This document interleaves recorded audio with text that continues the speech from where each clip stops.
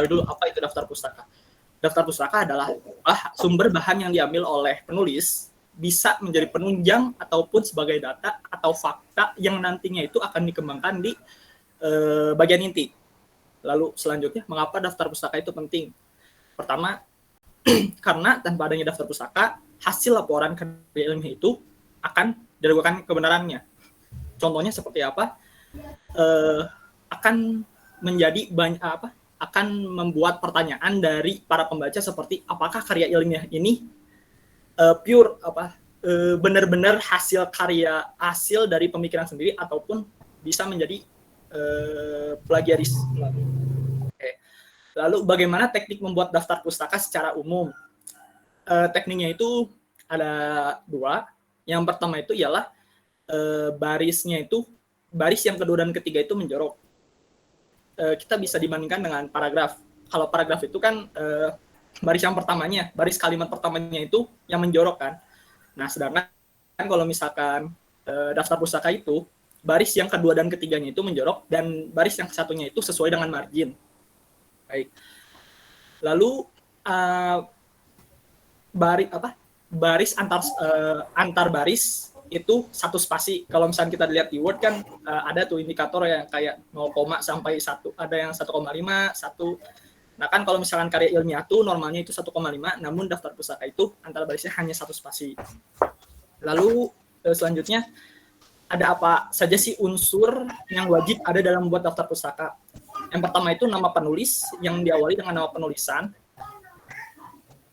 nama keluarga atau nama penulis. Lalu yang kedua itu tahun terbit itu biasanya dikurung ya, itu format apa, dan kalau misalkan tidak dikurung itu ialah biasanya format MLA ataupun EBI. Nah, lalu yang ketiga itu judul karya tulis menggunakan huruf kapital, namun judul karya tulis ini tidak boleh tapi kata sambung dan kata depan itu tidak bisa tidak besar ya. Jadi contohnya kayak tentang kamu dan dia, berarti P dan K-nya itu besar, dan di sini berarti kecil, dan dia-nya di sini besar. Baik, lalu yang keempat, data publikasi berisi nama tempat, kota, dan nama penerbit karya yang dikutip. Nah, ini nama kota ini tuh kayak misalkan Jakarta .2 Gramedia.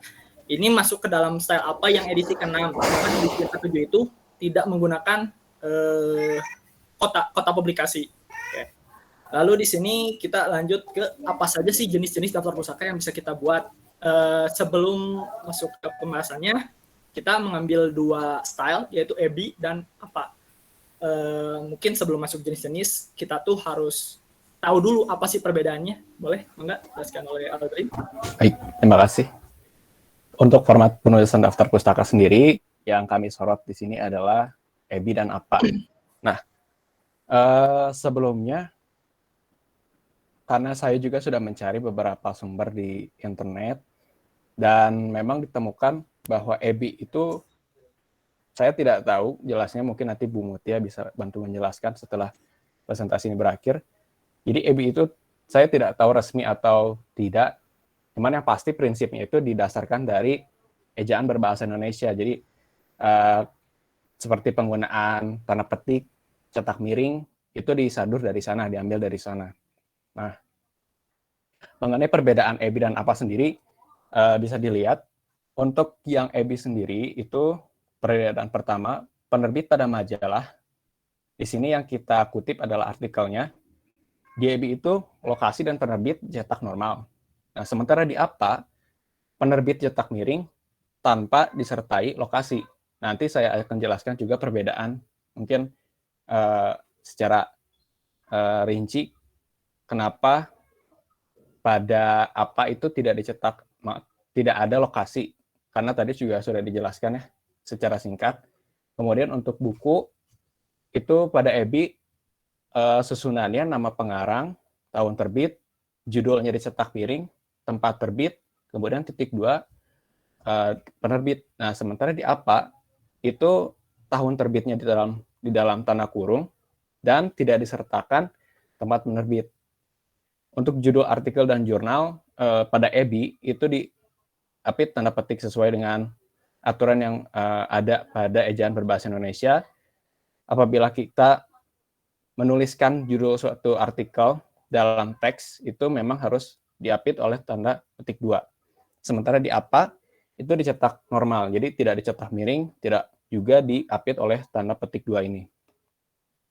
Kemudian untuk kapitalisasi huruf awal judul, sejauh yang saya lihat dan saya cermati, mau itu di buku dan di internet, memang untuk EBI ini mengikuti judul yang diambil. Jadi misalkan pada dokumen yang kita kutip itu hanya pada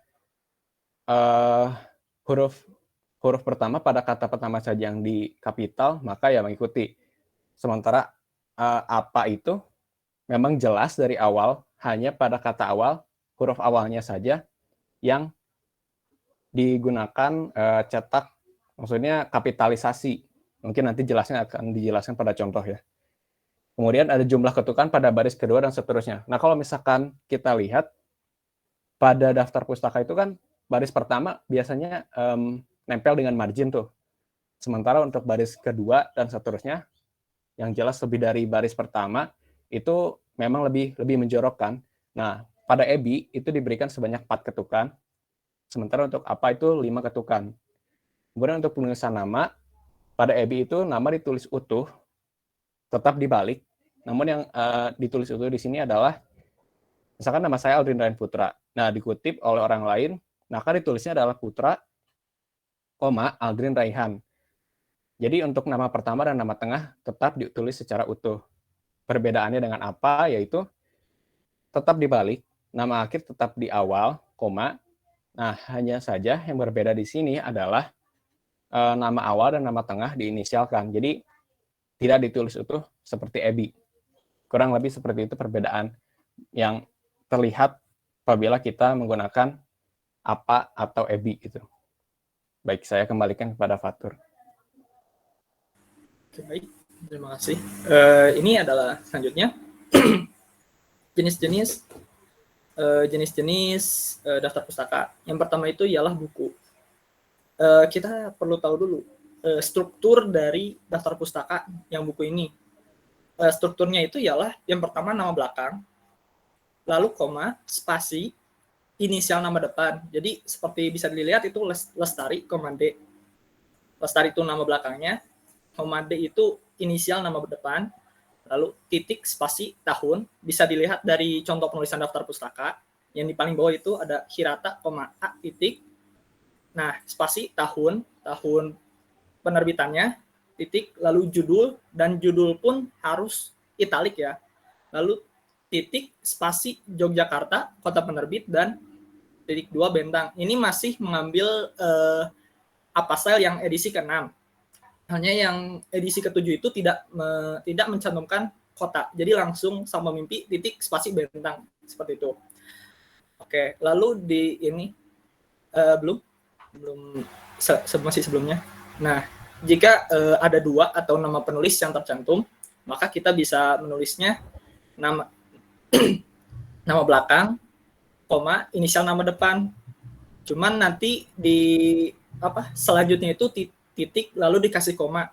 Itu pun berlaku untuk orang kedua. Dan setelah untuk orang terakhir, misalkan kan di sini ada 3 orang, berarti orang ketiganya itu nanti dannya bisa menggunakan dan kayak gitu ataupun ditulis. Oke. Dan kalau misalkan lebih dari 3 penulis bisa ditulis DKK atau et al, yaitu et al tuh versi internasionalnya dari style apa. Oke, boleh dilanjut. Nah, ini jika tidak terdapat nama penulis buku. Seperti yang saya tadi bilang, strukturnya itu sudah tidak mungkin berubah ya. Kayak misalkan nama belakang, inisial nama depan, tahun, judul buku, sama penerbit. Nah, kita hanya perlu hafal dari struktur tersebut. Nanti ke depannya hanya kalau nggak mengganti atau merubah paling swipe yang depan ada di belakangnya kayak gitu. Seperti ini kan judul buku dulu, lalu titik spasi ada tahun, titik spasi itu ada penerbit. Ini adalah edisi yang ke-7. Oke, boleh dilanjut. Nah, lalu jika kita menggunakan lebih dari 1 buku dengan penulis yang sama, tapi tahunnya itu berbeda. Misalkan judulnya sama, namun pada saat penerbitannya tahunnya berbeda. Ya seperti ini misalkan Wilmot W 2004, yaitu tahun 2004-nya penerbit, itu titik-titik itu sudah pasti judulnya sama, dan Queensland Division itu penerbit ya, penerbitnya. Dan ditulisnya 2 di atas dan di bawah, seperti itu. Lalu jika kita menggunakan buku referensi yang ditulis oleh sebuah organisasi, institusi, ataupun pemerintah, kita bisa langsung menulis, tidak perlu nama depan nama belakang, langsung aja tulis institusinya. Oke, strukturnya masih sama, namun hanya berbeda pada nama belakang dan nama depan, dan penerbitnya itu ialah institusi tersebut. Kan di sini institusinya itu New York Health.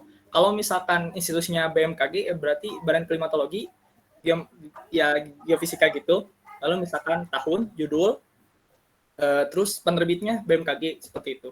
Boleh dilanjut? Lalu di selanjutnya, jika buku digunakan terdapat edisi yang berbeda, maka dituliskan di daftar pustaka dengan urutan sebagai berikut. Normal, lalu ada edisinya itu, ada 4, berarti edisi yang keempat di situ. Jadi setelah judul, langsung menuliskan edisi dengan tanda kurung. Oke, baru dilanjut lagi. Jika buku yang kita gunakan merupakan buku yang diorganisir atau diedit oleh editor. Nah, editor yang di sini tuh ialah yang keduanya ya. Friedman itu ialah yang mempunyai yang hasil pemikiran karya ilmiahnya, dan Watzke adds to sebagai editor. Berarti menunjukkan bahwa yang keduanya itu ialah editor. Watts, T, D ya. Cuma itu saja perbedaannya. Boleh dilanjut. Nah, lalu di sini jika buku yang kita jadikan referensi memiliki beberapa seri, perbedaannya hanya setelah judul.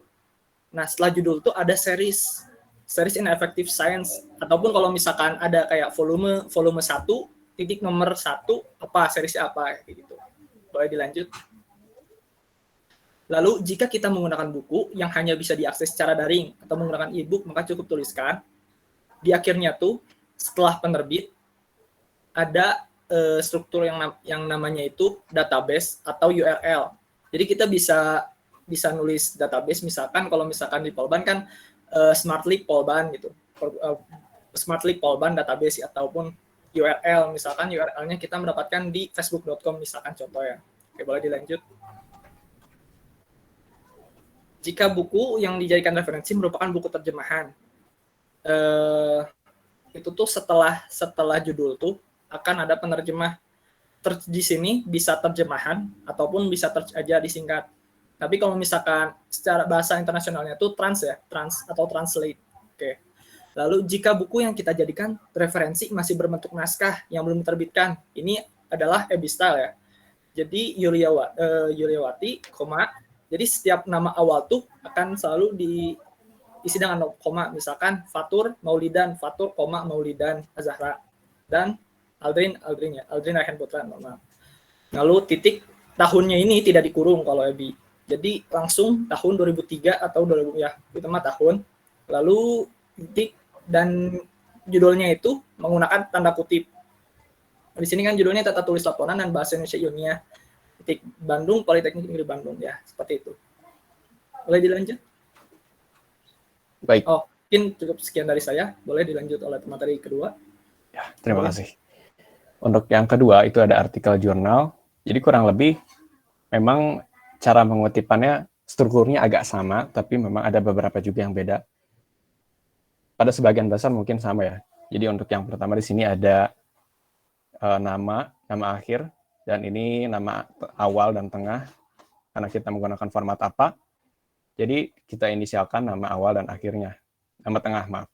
Kemudian untuk tahun kita menggunakan format apa, yang dimana tahun ini akan diupdate oleh tanda kurung. Di sini ada judul.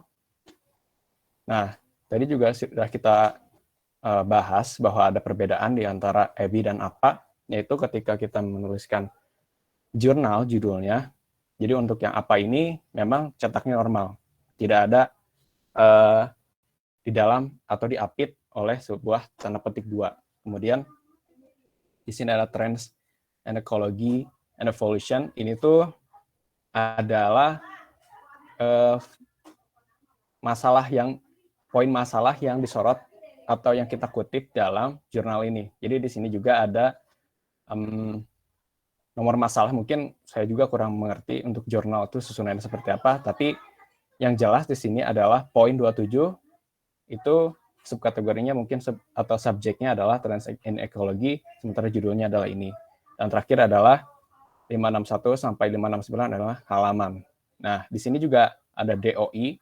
DOI itu singkatnya adalah nomor identifikasi sebuah dokumen. Jadi kalau misalkan kita mengutip dari DOI, kita harus mencantumkan seperti ini. Terkhusus untuk format apa edisi 7 ya.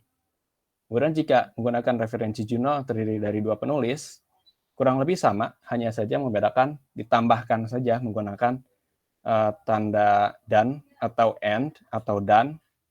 Kemudian sisanya mirip ya, sama. Nah, di sini juga saya mencantumkan bahwa ada penulisan daftar pustaka dengan format EBI.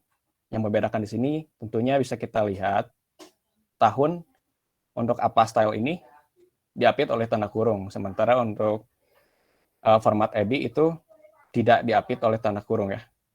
Dan untuk judul, tadi kita sudah bahas juga, di sini cetak normal, sementara pada EBI itu diapit oleh tanda petik 2. Untuk sisanya sama, di sini ada masalah linguistik Indonesia itu dicetak miring, dan ini nomor masalahnya, dan ini poinnya nomor berapa, kemudian halaman, kurang lebih sama ya. Nah, jika kita mengambil referensi dari artikel koran, itu kurang lebih mirip. Hanya saja yang membedakan di sini adalah pada bagian nama koran di sini, mungkin di Indonesia ada Tribun, Tempo, Pikiran Rakyat, pada apa style atau format apa, itu dicetak miring. Dan terakhir itu adalah section ya, mungkin di contoh ini adalah standar di luar. Section ini mungkin apabila kita lihat di koran kolom-kolom ya, jadi kolom berapa sampai kolom berapa. Untuk format EBI yang membedakan di sini adalah nama. Kita juga tahu tadi sudah disinggung bahwasannya perbedaan antara EBI dan APA itu adalah pada penulisan nama. APA itu pada nama awalnya diinisialkan, sementara pada EBI nama awalnya itu tetap ditulis utuh. Dan di sini juga tentunya tahun yang berbeda, cara penulisan judul juga berbeda, dan nama korannya pun berbeda. Apabila pada apa itu kita cetak miring, pada EBI kita tidak cetak miring, atau cetak normal. Dan terakhir ini adalah halaman. Kemudian ada majalah. Jadi untuk majalah, koran itu hampir sama ya, karena rujukannya kita mengutip sebuah artikel di dalam koran atau majalah. Jadi kurang lebih ini sama. Tapi mungkin yang bisa kita lihat di sini adalah pada format EBI, terus strukturnya ada nama, tahun, judul, kemudian di sini ada lokasi penerbit, Bogor, titik 2, ada majalah Femina, ini nama majalahnya ya. Dan terakhir ini adalah mungkin kapan kita melihat atau mengakses majalah tadi. Oke, kemudian jika kita mengutip majalah elektronik, mungkin kalau misalkan teman-teman yang tahu melihat ada beberapa majalah yang sekarang udah terbit itu secara elektronik ya. Nah, kita juga bisa mengutip itu menggunakan apa style di sini. Kalau misalkan tersedianya di online atau secara daring, kita bisa terakhirnya mengutip halamannya, URL-nya di sini. Sementara untuk sisanya itu dari awal sampai tengah, ini sampai nama majalahnya itu tetap sama ya. Di sini ada nama, kemudian diinisialkan, di sini ada tahun terbitnya kapan, kemudian di dalam tanda kurung, ini untuk judul, cetak normal, ini nama majalah, cetak miring, dan terakhir adalah sumbernya, dari mana kita mendapatkan atau membaca atau mengutip majalah elektronik tadi. Serupa juga saya menambahkan salah satu lagi, dan ini juga masih sama. Yang kesulitan itu, jujur saya sulit mendapatkan untuk versi atau format EBI-nya, karena jarang juga yang menyantumkan bagaimana caranya mengutip majalah elektronik. Saya juga di sini mengutip, cuman nggak tahu ini itu benar atau tidaknya. Tapi di sini agak dekat-dekat dengan format apa. Hanya saja ditambahkan diakses dari. Kemudian ada skripsi, disertasi, tesis, atau karya ilmiah lain. Mungkin ini lebih ke karya ilmiah untuk institusi pendidikan. kurang lebih ini juga sama, hanya saja di sini kita harus mencantumkan apabila dikeluarkan oleh atau kita dapatkan dari sebuah institusi pendidikan, mungkin kita harus memasukkan juga yang namanya nama institusi pendidikannya itu. Misalkan di sini University of Maryland. Dan sisanya itu sama ya, mulai dari nama, untuk apostille ini ditanda kurungkan, tahunnya, cetak miring pada pada judul itu dicetak miring. Di sini kita harus jelaskan juga yang kita kutip itu adalah disertasi, nama institusi, dan terakhir adalah penerbitnya dari mana mungkin. Kemudian untuk format EB-nya sendiri kurang lebih sama, hanya saja membedakan di sini mungkin pada nama, kemudian tahun. Untuk judul kita update menggunakan tanda petik 2, dan di sini juga sama ya dijelaskan apa yang kita kutip. Di sini kita mengutip tesis, dan di sini adalah nama institusi pendidikannya. Program Studi Magister Teknologi Informasi Universitas Indonesia. Kemudian ada halaman dari internet atau website. Kalau misalkan kita mengutip sesuatu dari halaman web, kemudian ada nama penulisnya, itu kita harus mencantumkan juga nama penulisnya siapa. Di sini saya mencantumkan contoh menggunakan format apa, as well as L ya. Ini tetap sama. Karena kita menggunakan format apa, maka diinisialkan nama pertamanya. Kemudian ini tanggal, di mana kapan laman ini muncul di internet, dengan judul cetak miring, dan ini adalah siapa penyedia website ini. Di sini adalah CNN, yang ada di sini ada CNN, dan terakhir adalah link yang merujuk pada website yang kita maksud. Kemudian jika terdapat nama institusi sebagai penulis, bagaimana apabila kita melihat pada lamannya itu tidak ada nama penulis, melainkan hanya institusi saja, seperti yang tadi sudah Fatur sebutkan pada buku, itu langsung saja institusinya, kemudian tahun, judul websitenya apa, judul halamannya apa, dan terakhir adalah URL yang merujuk pada halaman yang sudah kita kutip. Nah, jika halaman web tidak ada nama penulis atau organisasi, maka langsung tulis judul di awal. Nah, tadi kan sudah kita lihat juga contoh di sini. Yang pertama adalah ada nama penulis, dan yang kedua tidak ada nama penulis, melainkan nama institusi. Di sini tidak ada keduanya, maka kita langsung saja memasukkan judul websitenya. Di sini adalah behavior modification, tahun, dan selebihnya sama. Hanya saja di sini juga saya agak rancu ya, mendapatkan contoh yang seperti ini di sini dalam kurung, tapi di sininya tuliskannya EBI. Kemudian ada podcast, untuk teman-teman yang belum tahu mungkin, podcast itu siniar atau bisa jadi berita atau siaran sesuatu yang bisa kita unduh, berbeda dengan radio, siaran yang memang langsung kita dengar. Jadi apabila kita mengambil referensi dari media seperti podcast, itu kita bisa menuliskan pada daftar pustakanya dalam format apostille itu sama ya. Ini nama akhir di awal, kemudian nama tengah diinisialkan. Hanya saja di sini ditambahkan keterangannya ini tuh siapa. Yang orang pertama ini siapa. Di sini ada host, di sini produser, di sini ada presenter. Kemudian untuk tahunnya, ini ada present, karena biasanya podcast sendiri itu produk yang terjadwal. Jadi berkala ada. Nah, kalau misalnya kita mengutip salah satunya, kita bisa menuliskan present seperti ini. Kemudian ada judul, dan terakhir ini kita harus menyebutkan jenisnya. Di sini adalah audio podcast. Kemudian ada hasil wawancara. Nah, kalau kita mengambil referensi dari hasil wawancara, kita bisa menuliskan di sini ada nama, kemudian diwawancari oleh siapa, kapan dilakukan wawancaranya, apa nama wawancaranya, dan ini kita mengambil dari mana. Di sini ada National Library dan berasal dari Australia. Kemudian untuk yang di Indonesianya itu ada nama, tapi di sini dibalik ya.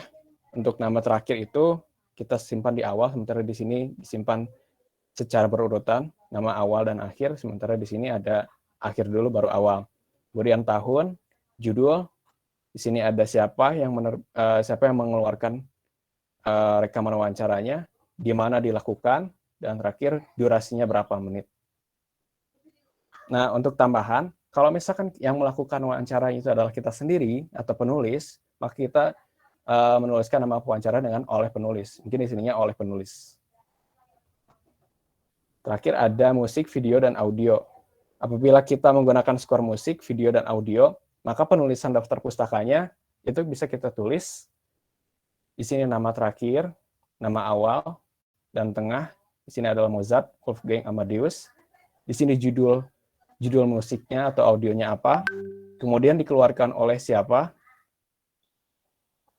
Ini album ya, maaf. Ini album, ini dikeluarkan oleh siapa, di mana, dan terakhir tahun. Ini juga sama.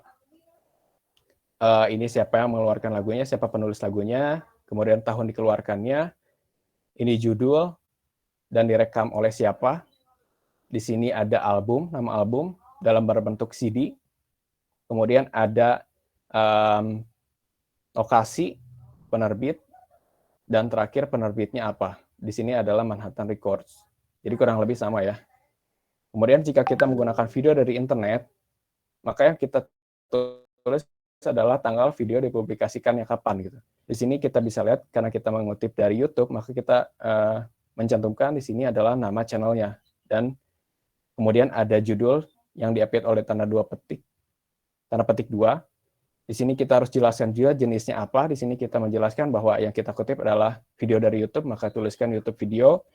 Kemudian ada durasi, tanggal munculnya pada platform YouTube itu kapan. Di sini adalah Agustus tanggal 13 2010, dan terakhir adalah URL yang merujuk pada video yang kita sudah kutip kontennya.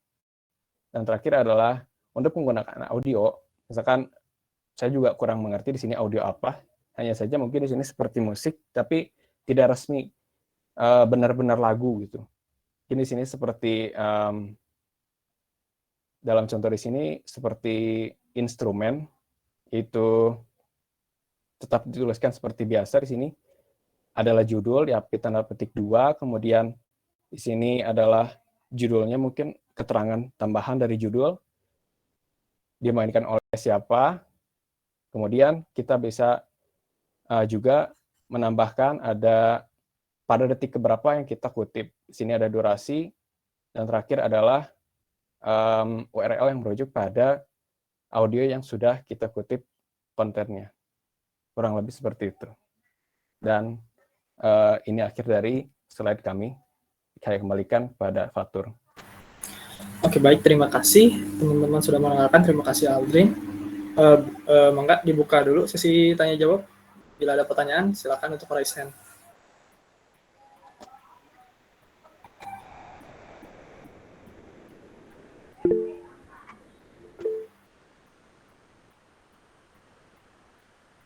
Boleh mungkin dari Ari dulu.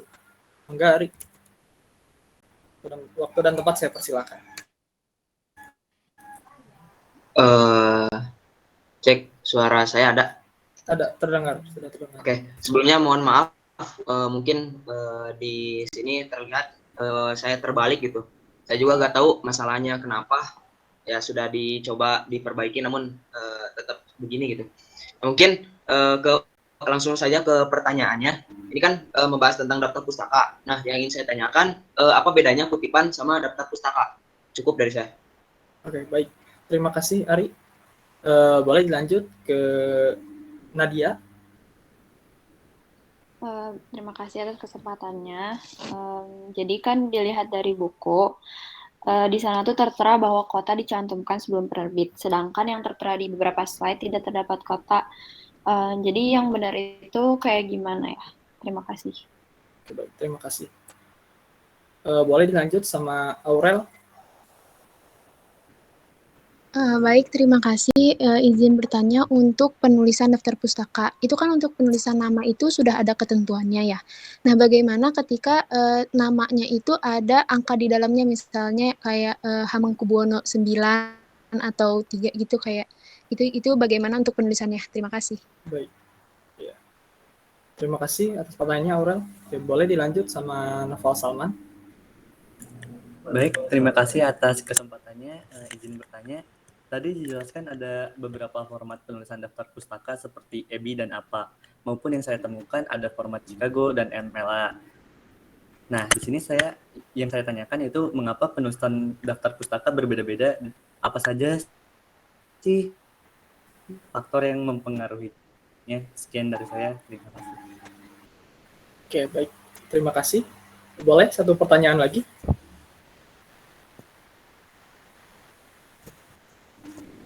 Atau memang jika sudah tidak ada, maka akan saya cukupkan.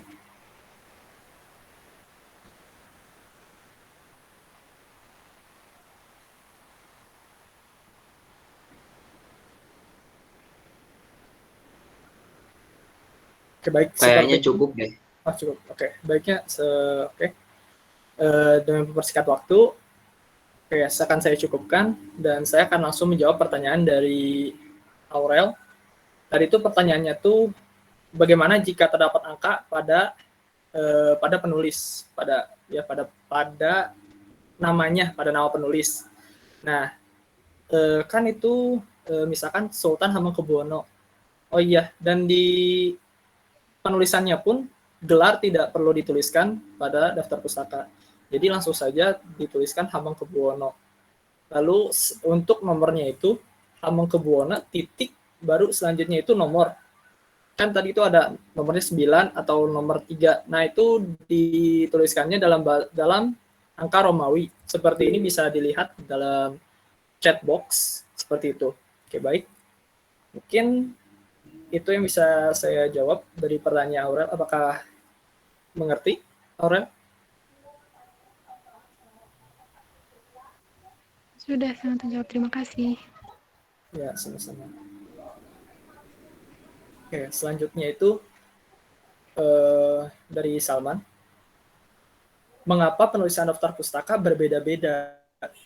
Dan faktor yang mempengaruhinya apa? Mungkin pendapat saya itu kenapa bisa berbeda-beda? Karena untuk disesuaikan, seperti karena kita di Indonesia, maka kita perlu menggunakan daftar pustaka EBI. Namun ketika karya ilmiah kita itu ditujukannya untuk internasional, tidak untuk nasional, maka bisa menggunakan format apa? Begitu. Lalu faktor mempengaruhinya, ya sudah saya bilang tadi, karena kita itu beda, karena kita itu di Indonesia, maka akan kemungkinan besarnya menggunakan EBI, dan kalau misalkan untuk karya ilmiah yang basisnya itu internasional, maka menggunakan style apa, MLA, Chicago, ya seperti itu.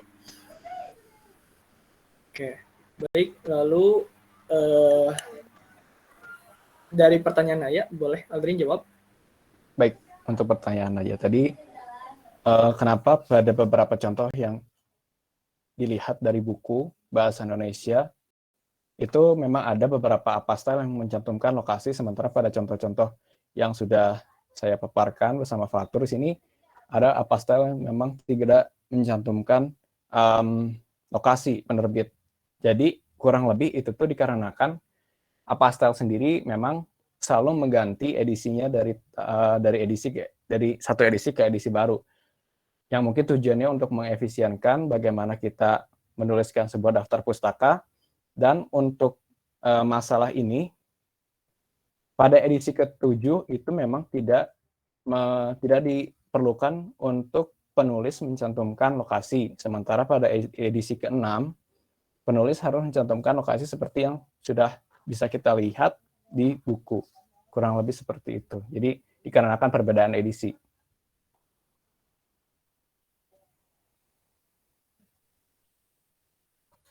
Oke, baik. Terima kasih jawabannya, Aldrin. Apakah sudah terjawab, Naya? Sudah terjawab, terima kasih. Baik, terima kasih atas pertanyaannya. Oke, selanjutnya, apa perbedaan kutipan dan daftar pustaka? Mungkin perbedaannya secara umum, kalau kutipan itu langsung mengutip di bagian inti atau di isi, ya, langsung diisi. Namun tetap bakal ada di daftar pustaka. Jadi misalkan dia mengutip di web apa, nanti di daftar pustakanya pun akan ditulis kembali. Nah, kalau misalkan itu dari web ini seperti itu. Apa ada tambahan dari Aldrin? Kurang lebih sama. Baik. Mungkin itu jawaban dari saya. Apakah sudah mengerti, Ari? Iya, siap. Terima kasih atas jawabannya. Sudah ya, sudah pertanyaannya, sudah dicukupkan saja. Sesi tanya jawabnya sudah dicukupkan saja. Mohon maaf apabila ada salah kata ataupun penjelasannya sedikit rumit. Wabillahi taufiq wal hidayah. Wassalamualaikum warahmatullahi wabarakatuh. Waalaikumsalam warahmatullahi wabarakatuh. Terima kasih untuk kelompok 11 yang telah presentasi. Ya. Sebelum dimulai, Assalamualaikum warahmatullahi wabarakatuh. Selamat siang semuanya. Waalaikumsalam.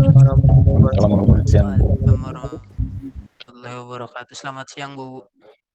Sebelum Ibu menilai dan mengomentari, Ibu akan mengasih tahu ya soal tugas sebelum UAS. Karena UAS itu katanya tanggal 3 dan minggu depan itu minggu terakhir ya. Jadi pengumpulan tugas akhir itu tanggal 29. Ya, Ibu kasih waktu dari jam 7 sampai jam 5 sore dikumpulkan di Google Classroom. Kalau lebih dari jam 5 sore, Ibu tidak akan diterima ya. Ingat ya, dikumpulkannya tanggal 29 di Google Classroom jam 7 sampai jam 5 sore. Ya, hanya yang dikumpulkan itu kelengkapan awal dan kelengkapan inti. Dan juga daftar pustaka saja. Ya, kelengkapan akhir itu tidak usah untuk tugas bahasa Indonesia. Dan tidak sampai analisis. Kalian ceritakan saja gambaran umumnya secara singkat tentang analisis kalian. Begitu ya. Cari referensi sebanyak mungkin di dalam daftar pustaka. Karena Anda sudah membuat tugas akhir atau penelitian. Itu harus 10, 15, atau 20. Jangan sampai 3, 4 gitu ya. Jangan sedikit. Jadi Anda cari referensi sebanyak mungkin. Bukan hanya di dalam buku teori saja. Di internet juga bisa ya. Mungkin itu pengumuman dari Ibu soal tugas akhir ya. Pengumpulannya tanggal 29. Karena minggu depan itu sudah minggu terakhir. Ya, minggu depannya lagi berarti sudah libur. Anda masuk berarti langsung UAS tanggal 3 itu. Jadi harus mempersiapkan diri untuk UAS. Supaya nanti nilai UAS lebih bagus lagi. Ya. Oke, segitu dari Ibu. Ibu akan menilai dan mengomentari kelompok 11, yaitu Fatur dan siapa tadi tuh? Andre ya? Aldrin, Bu. Oh ya, Andri yang telah memaparkan materi dari pertama pembukaan oleh moderator sudah cukup bagus ya, tata bahasanya pun sudah cukup bagus. Tetapi di dalam PPT atau materi itu ada yang kurang. Ini kan Anda memaparkan materi kelengkapan akhir. Di kelengkapan akhir itu ada daftar pustaka, ada lampiran, ada indeks, dan daftar riwayat hidup. Bukan hanya membahas tentang daftar pustaka saja di kelengkapan awal. Kelengkapan akhir. Tetapi kelompok 11 ini hanya membahas daftar pustaka saja yang menurut Ibu terlalu panjang. Karena PPT itu jangan terlalu panjang, intisarinya saja. Cukup Anda memberi contoh 1 atau 2. Karena yang lain pun sudah memiliki buku bahasa Indonesia. Dengan Anda memaparkan materi apa bedanya APA dan MLA di sana, teman Anda sudah tahu. Ya, jangan terlalu banyak. Ini terlalu banyak menurut Ibu tentang daftar pustaka. Sehingga bingung teman-teman kalian karena Anda banyak mencantumkan contohnya. Ya, untuk memaparkan materi sudah cukup ya. Menggunakan bahasa sendiri, terus sesi tanya jawab sudah cukup bagus ya, tidak menunggu lama, tetapi ada beberapa hal jawaban yang menurut Ibu kurang ya. Terus tadi dikatakan oleh Andrea, FB itu termasuk dalam formal atau tidak ya, begitu ya Andre? Gimana? Iya Bu, Aldrin Bu maaf. Ya Andri jadi ya maksudnya gimana? tuh iya kalau saya lihat itu beberapa referensi dari internet. Jadi saya tidak menemukan secara spesifik ya Bu untuk format EBI itu seperti apa. Tapi yang saya tangkap ada satu artikel di internet yang menjelaskan bahwa format yang digunakan di Indonesia ini lebih merujuk pada EBI-nya itu sendiri Bu. Jadi beberapa aturan di sana kita ambil dan terapkan pada saat penulisan daftar pustaka. Jadi ya kurang lebih seperti itu Bu maksudnya. Jadi saya nggak Iya, menemukan secara resmi itu. Apa ada iya ya. oke. Oke, Adri, Ibu mengerti ya maksud Adri. Jadi gini, karena di dalam negara kita ini banyak menggunakan format daftar pustaka seperti MLA, APA, EBI, ya, Fatkorver, Harvard. Nah, itu tergantung dengan jurusan. Biasanya kalau di dalam perguruan tinggi Indonesia itu menggunakan EBI. Kalau nggak EBI ya menggunakan apa yang tahunnya di awal. Kalau MLA itu berarti tahunnya di akhir.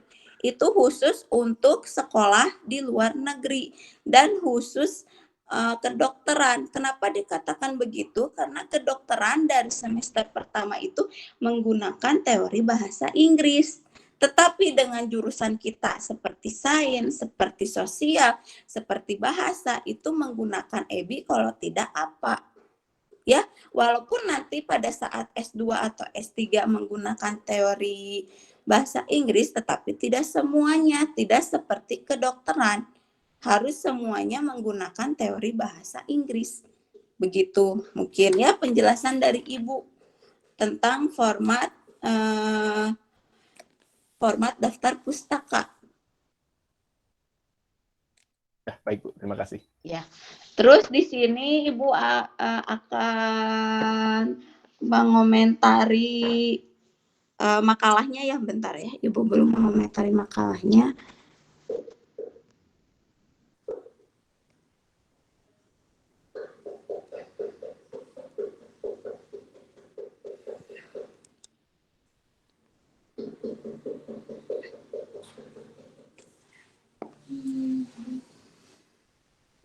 Di sini makalahnya covernya masih salah ya di bagian akhir. Harusnya setelah tahun baru dibuatnya di mana? Di Bandung, di Surabaya, atau di Semarang ya. Ini masih salah. Terus kata pengantarnya terlalu sedikit ya menurut Ibu. Terus tata bahasanya perlu diperbaiki dan kerapihan pun perlu diperbaiki ya. Dilihat ini halaman 3 malah kosong. Harusnya kalau kosong begini itu dikosongkan saja. Tetapi di dalam daftar isi itu halaman 3 latar belakang. Mana yang benar? Kata Ibu pun harus sinkron. Di sini latar belakangnya halaman 6, tetapi dalam daftar isinya halaman 3. Harusnya kalian cukup cermat ya, harus teliti benar-benar kalau membuat makalah, apalagi tugas akhir. Sini latar belakangnya terlalu sedikit, tata bahasanya kurang menurut Ibu. Rumusan masalahnya sudah benar, tujuannya masih salah ya, akhir kalimatnya harusnya menggunakan titik koma, baru terakhir tanda titik ya. Terus pembahasannya atau teori sudah benar. Kesimpulannya, nah Ibu sudah berapa kali ya kesimpulan. Kesimpulan itu harus di poin-poin. Kesimpulan itu jawaban dari rumusan masalah. Sebelum Anda menjawab atau sebelum Anda di poin-poin, sebaiknya menggunakan bahasa sendiri dulu, pembukaan. Ya, jangan kesimpulannya jangan begini ya. Dan saran pun belum ada di sini. Daftar pustakanya sudah benar ya. Jadi perlu diperhatikan untuk makalahnya kelompok 11 itu tata bahasanya perlu diperbaiki, titik komanya perlu diperbaiki, kerapihannya perlu diperbaiki ya. Jadi kenapa disebut kerapihan? Jadi Anda harus rapi, lihat daftar isi sama isi itu harus sinkron. Jangan Anda mencantumkan daftar isi latar belakang halaman 3, tetapi isinya malah di halaman 6, ya, itu tidak sinkron. Ya, mungkin kalau penilaian dari Ibu presentasi 1 sampai 10, Ibu nilai 7 ya. Kalau makalah 1 sampai 10 Ibu nilai 6 ya, karena banyak kekurangan dan kurang rapih. Begitu mungkin dari Ibu. Sebentar Bu, boleh menyanggah? Ini di Ya, saya kenapa? halaman latar belakangnya 3 Bu. Mungkin kegeser gitu gak sih Bu? Soalnya di saya sudah benar di halaman 3. Soalnya di Ibu enggak, malah di halaman 6. Di saya normal sih Bu di halaman 3. Dan bab Di 2 Ibu pembahasannya halaman itu 6. di halaman Terus 5 Bu. Yang ngirimnya siapa? Aldrin Saya Bu. Bu, Aldrin Bu. Ya. Iya, di Ibu, iya, adik Jadi, juga, tapi malah halamannya kegeser. oh iya, mungkin karena beda versi ya Bu sebelumnya. Beda versi Microsoft Office-nya. Jadi kadang suka geser-geser gitu di saya soalnya berurutan sesuai dengan daftar isinya Bu. Oh, mungkin Ya, iya, kegeser kali ya. ya. Nggak tahu Untuk ya untuk jadi mungkin untuk beberapa hal juga di situ ada yang berubah juga Bu susunannya Bu. Mohon maaf sebelumnya. Ya. Oh gitu. Oke, kalau begitu. Ya. Mungkin segitu ya komentar dan penilaian dari Ibu untuk kelompok 11. Sekarang Ibu akan lanjut evaluasi tentang kelengkapan awal. Karena di dalam penelitian itu kita harus tahu tahap-tahapnya ya, dari kelengkapan akhir, kelengkapan inti, dan kelengkapan awal, kelengkapan inti, dan kelengkapan akhir. Ya, kenapa Ibu di tahap-tahap supaya Anda mengerti.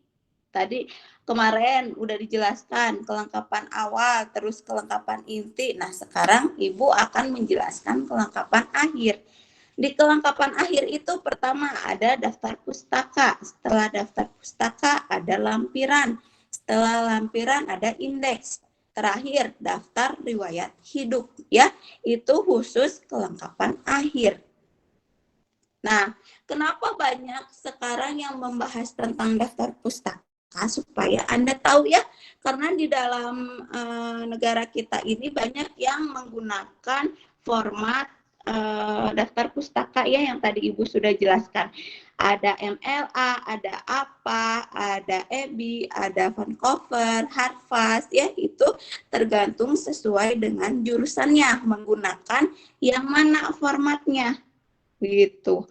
Nah, sekarang Ibu akan menjelaskan dulu tentang daftar pustaka ya. Daftar pustaka ini berarti referensi yang kalian dapatkan pada saat menulis suatu penelitian. Ya, Anda boleh mendapatkan referensi di dalam buku teori, di dalam internet ya. Di internet pun banyak, ada makalah, ada jurnal, ada skripsi, ada tesis, ada disertasi, dan ada teori. Jadi Anda itu harus cermat memilih teori di dalam internet. Ya, misalnya kalau teorinya akurat, kalian boleh memasukkan, tetapi kalau tidak ada pengarangnya, terus tidak ada judul bukunya, tidak tahu ini yang membuat teorinya itu siapa, sebaiknya jangan dimasukkan. Ya, kalau dimasukkan nanti jadi bahan pertanyaan pada saat sidang. Jadi kalau untuk penelitian itu harus benar-benar akurat teorinya, harus benar-benar ada dari nama, dari judul, dari tahun, dari penerbit, itu harus lengkap. Ya, itu khusus untuk daftar pustaka. Nah, yang kedua ini teknik penulisan daftar pustaka. Pertama, baris pertama dimulai pada margin sebelah kiri, ya. Tentu sudah tahu itu. Terus jarak antara baris satu spasi. Maksudnya antara baris ini, misalnya kalian membuat daftar pustaka, tidak muat satu pengarang untuk satu baris, harus 2 baris, itu harus 1 spasi. Tetapi kalau misalnya Anda misalnya beda pengarang, harus 1,5 spasi. ya, yang tidak cukup saja sebaris, yang satu spasi, begitu ya. Terus di sini daftar rujukan diurut berdasarkan abjad. Betul ya, di dalam daftar pustaka itu kalian urutkan dari A sampai Z, jangan diacak. Terus selanjutnya, jika penulis yang sama menulis beberapa karya buku. Nah, biasanya nih suatu pengarang itu mengarang beberapa buku. Misalnya Ibu Mutia mengarang bahasa Indonesia dan semantik. Dan kebetulan kalian menggunakan kedua teori Ibu. Ya, jadi bisa ditulis ulang dan bisa juga hanya nama di garis bawahi, tetapi judul dan tahun harus ditulis lagi. Kenapa harus ditulis lagi judul dan tahun? Pasti berbeda ya, tahunnya, judul bukunya apa, tetapi pengarangnya sama. Begitu ya maksudnya. Terus Terus di sini ada unsur yang harus dicantumkan dalam pembuatan daftar pustaka. Pertama, nama penulis ya, yang diawali dengan penulisan nama keluarga. Kalau ada ya, kalau misalnya Anda ingin menggunakan nama gelar, boleh cantumkan. Dan dibalik, misalnya 3 suku, Mutia, Ega, Merkuri. Jadi dibaliknya yang terakhir sama yang pertama. Jadi Merkuri, Mutia itu ya. Terus yang kedua harus tahun terbit ya, tahun terbitnya kapan. Terus yang ketiga judulnya. Setelah judul baru nama, tempat atau penerbit yang mau dipublikasi. Ya. Terus sekarang format-format di dalam daftar pustaka. Ada MLA, ada apa ya. Kalau MLA dan apa bedanya? Kalau MLA itu tadi Ibu sudah katakan untuk jurusan kedokteran dan digunakan di Amerika atau di luar negara, bukan di negara Indonesia ya. Kalau apa itu berarti digunakan jurusan sosial, sains ya, yang kata Ibu tadi. Apa bedanya? Kalau MLA itu tahunnya di awal, di akhir. Kalau apa itu berarti di awal. Ya, itu bedanya antara MLA dan apa. Terus Bu, bagaimana cara kalau misalnya lebih dari satu penulis? Misalnya ada 3 penulis, 5 penulis, cukup saja yang dicantumkan nama pertama. Ya, dan didampingi oleh DKK itu untuk 3 penulis. Tetapi kalau 2 penulis boleh satu saja DKK atau boleh juga ditulis dua-duanya. Misalnya Mutia dan siapa misalnya ya. Terus di sini kalau judul majalah, judul skripsi, jurnal, judul koran itu harus menggunakan tanda kutip 2. Kalau di dalam daftar pustaka judulnya ya. Kalau misalnya judul buku teori itu tidak usah, yang di tanda kutip 2 itu hanya jurnal, makalah, skripsi dan surat kabar. Itu judulnya harus ditanda kutip 2 di dalam daftar pustaka. Ya. Terus kalau misalnya Anda mengambil rujukan atau daftar pustaka dari internet, Anda itu dulu tulis dulu namanya, siapa yang mencantumkan teorinya. Terus setelah itu baru webnya. Ya, alamat internetnya. Terus lalu langsung kurung buka, diunggahnya kapan sama Anda. Ya. Dan tahun berapa, tanggal berapa, bulan berapa, tahun berapa. Ya, terus sekarang ke lampiran. Nah, lampiran itu sangat penting di dalam penelitian karena semua data-data harus dilampirkan. Kalau Anda ngambil data-data dari internet, Anda sebaiknya buat bagan. Ya, buat tabel supaya berurutan ke 1, data ke 1. apa alamatnya, kedua apa alamatnya, dan seterusnya. Tetapi kalau di buku teori cukup saja datanya saja yang Anda lampirkan. Ya, itu untuk lampiran. Tetapi kalau indeks itu untuk istilah-istilah yang Anda teliti. Seperti misalnya jurusan Ibu, linguistik, tentu saja ada istilah-istilah tertentu ya, seperti adjektiva, ya orang kan masih bingung, terus gramatika. Nah, kalian sebutkan di jurusan Anda yang istilah-istilah orang yang tidak tahu, supaya nanti pada saat membaca penelitian Anda dan bagian indeks supaya mengerti, oh ini maksud kata tersebut ya, dan diurutkan sesuai dengan abjad dari A sampai Z ya. Setelah indeks itu baru daftar riwayat hidup. Daftar riwayat hidup itu seperti biodata. Kegunaannya apa? Supaya nanti pada saat ada orang yang ingin menelusuri penelitian Anda atau menanyakan penelitian Anda, bisa lewat email Anda atau nomor HP Anda.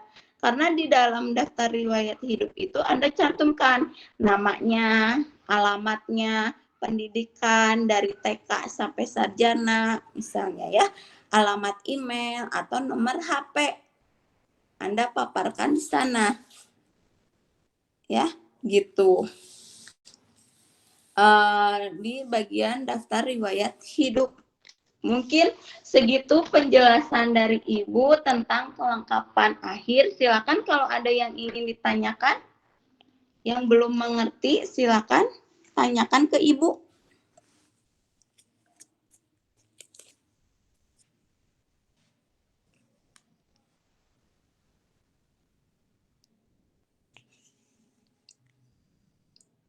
Silakan.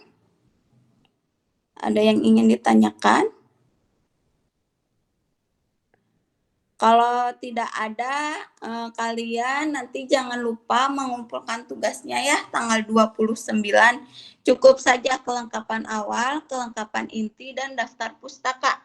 Ya, Anda kan sudah tahu bagaimana menulis daftar pustaka, skripsi, jurnal, terus mengambil dari internet, itu ada di dalam buku. Ya, harus sesuai daftar pustakanya. Ya, bagaimana ada 3 penulis atau 4 penulis sudah dijelaskan tadi ya. Kalau tidak ada lagi ditanyakan, perkuliahan bahasa Indonesia sampai di sini. Mohon maaf bila ada kesalahan. Assalamualaikum warahmatullahi wabarakatuh. Waalaikumsalam. Waalaikumsalam warahmatullahi wabarakatuh. Terima kasih Bu. Terima kasih Bu. Terima kasih banyak Ibu.